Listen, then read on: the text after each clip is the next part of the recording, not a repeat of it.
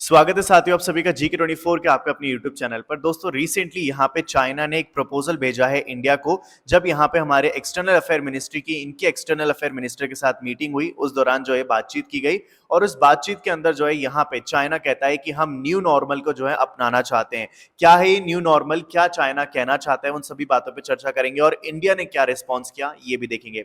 तो देखो जैसे यहाँ पे पीएम मोदी ने अपना थर्ड कार्यकाल यहाँ पे शुरू किया तो चाइना ने जो है कॉन्ग्रेचुलेट किया इंडिया को और कहा कि हम जल्दी जो है हमारी एलएसी जो बॉर्डर है उसको नया नॉर्मलाइज यानी न्यू नॉर्मल जो है हम अपनाएंगे और उसको नॉर्मलाइज करेंगे हमारे रिलेशन को।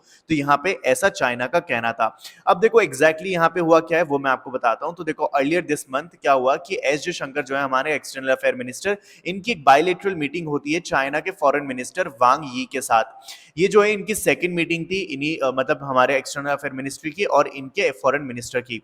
तो यहाँ पे जो है इससे पहले इनकी एक और मीटिंग हो चुकी है एससीओ मीटिंग के अंदर और अब ये जो थी आसियान मीटिंग के दौरान जो है इनकी मुलाकात हुई। अब इस मीटिंग के दौरान जो है यहाँ पे चाइना कहता है कि देखो हम चाहते हैं कि जो एलएसी की बॉर्डर है, जो एलएसी की बॉर्डर है इस पे हम शांति बनाएं और शांति बनाने के लिए एक देखो छोटा सा प्रपोजल है, छोटी सी बात है जो आपको हमारी माननी है और वो ये कि जो डेप्सांग वाला रीजन है और यहाँ पे एक डेमचोक वाला जो रीजन है, इन दोनों को जो है आप कह दो, ऑफिशियली अनाउंस कर दो कि ये जो है दोनों ही चाइना के हैं। यहाँ पे देखो डेप्सांग कहाँ पे आता है, तो आप यहाँ देख सकते हो ये जो बॉर्डर है इसके बिल्कुल करीब में यहाँ पे जो आप रेड डॉट देख रहे हो यहाँ पे आता है डेप्सांग और यहाँ पे आता है आपका डेमचोक। और ये दोनों ही क्या कहता है चाइना कि हमारे नाम आप जो है इसको कह दो, ऑफिशियली अनाउंस कर दो।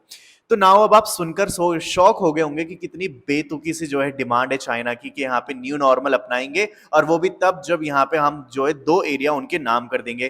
तो ऑलरेडी चाइना जो है अक्साई चीन को लेकर बैठा है, लेकिन फिर भी ये जो है लगातार इस साइड आने की कोशिश करते रहते हैं। तो देखो यहाँ पे चाइना का जो है यहाँ पे अपने बात को सपोर्ट करते करते इन्होंने क्या कहा कि हम जो है हमारी जो आर्मी है, ठीक है, चाइना की जो लिबरेशन आर्मी है, उन्होंने अपनी गलवान वैली से हटा लिया।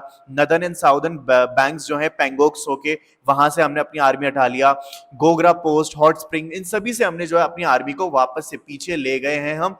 तो अब देखो यहाँ पे न्यू नॉर्मल और यहाँ पे शांति बनाते हैं थोड़ी एलएसी की बॉर्डर पे और इसीलिए जो है आप ये दोनों ही रीजन जो है हमारे नाम कर दो या फिर हमारे जो है हक में कर दो।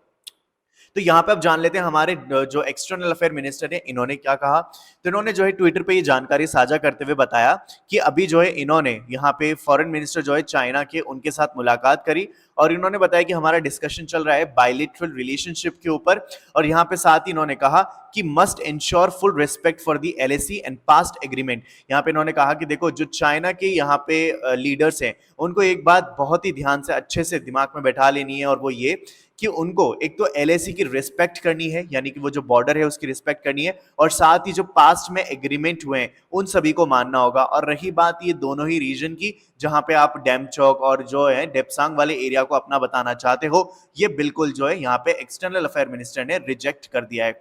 अब देखो यहाँ पे जो है एक्सटर्नल अफेयर मिनिस्टर ने एक बात बोली है कि must ensure full respect for the LAC and the past agreement. किस चीज के बारे में बता रहे हैं, कौन से पास्ट एग्रीमेंट के बारे में बता रहे हैं, तो ये बता रहे हैं 1993 के पास्ट एग्रीमेंट के बारे में जो कि इंडिया एंड चाइना के बीच में साइन हुआ था और इसका नाम था agreement on the maintenance of peace and tranquillity along the actual line of control between India and China. इसके क्या क्या जो है यहाँ पे प्रोविजंस थे, इनका कहा था कि आपको सबसे पहले तो एलएसी की रिस्पेक्ट करनी पड़ेगी, यानी कि जो दोनों ही साइड में दोनों देश है उनको यहाँ पे एक स्टेटस क्यों मेंटेन करके चलना पड़ेगा कि और कोई भी ऐसी एक्टिविटीज नहीं करनी जिससे कि टेंशन जो है बढ़े। इसके साथ ही ये बोला था कि कोई भी दोनों देश जो है आपस में बॉर्डर जो शेयर करते हैं, कोई भी देश अपनी हैवी मिलिट्री डिप्लॉय नहीं कर सकता near the border with LAC. यहाँ पे अगर कोई ऐसा करता है तो फिर जो है सामने वाले उसका जो है यहाँ पे नुकसान या फिर कॉन्सिक्वेंसेस बेयर करने पड़ सकते हैं। यहाँ पे साथ ही बोला गया नोटिफिकेशन ऑफ ट्रूप मूवमेंट, यानी कि अगर किसी भी तरीके का ट्रूप मूवमेंट होता है एलएसी के अराउंड तो यहाँ पे उसको जो है नोटिफाई किया जाएगा।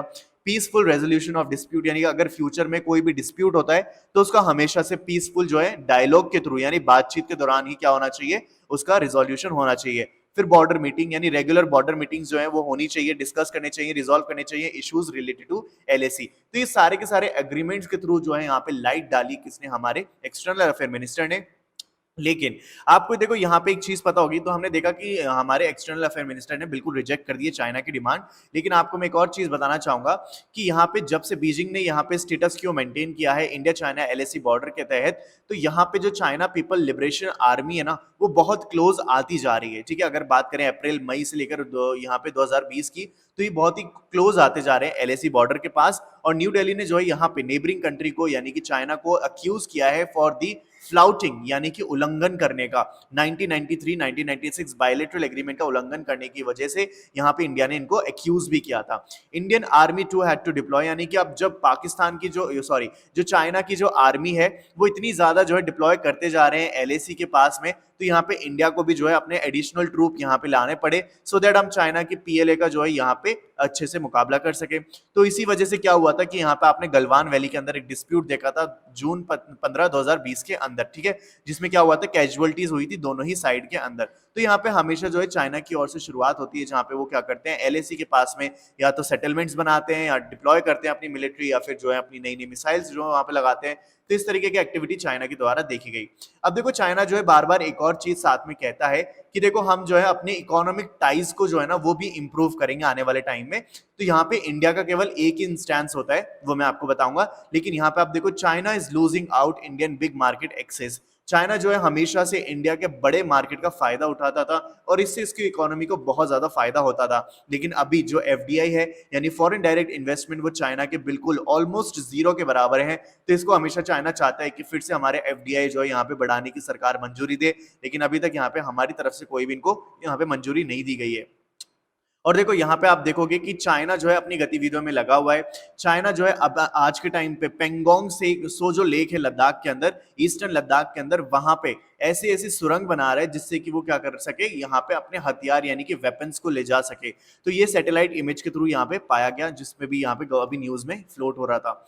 तो देखो चाइना को ईस्ट चाइना मतलब इंडिया ने देखो यहाँ पे चाइना को एक ही जवाब देते हुए कहा है कि इंडिया के साथ जो चाइना की इकोनॉमिक टाइज हैं, ठीक है, इकोनॉमिक रिलेशन है, ट्रेड रिलेशन है, वो तभी इंप्रूव होंगे जब यहाँ पे हमारी बॉर्डर जो है उस पर शांति बनी रहेगी। अगर वहां पे अशांति है तो यहाँ पे आप चाइना और इंडिया के बीच में जो ट्रेड एग्रीमेंट है, जो यहाँ पे बायोलेटरल इकोनॉमिक ट्रेड है, उन सभी को तो आप भूल ही जाइए। तो खैर हमारी ये थी आज की वीडियो, और अपनी राय और अपने व्यूज जो है मेरे साथ कॉमेंट्स में जरूर साझा करें। Thank you so much.